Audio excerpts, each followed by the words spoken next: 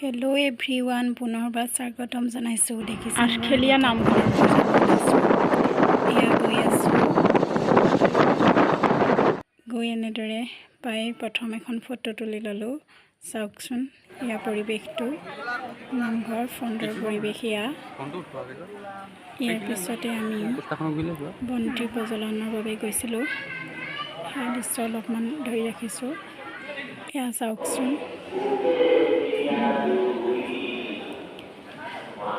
বহুত ভাল লগা দৃশ্য এয়া, দেখিছেনে বাৰু?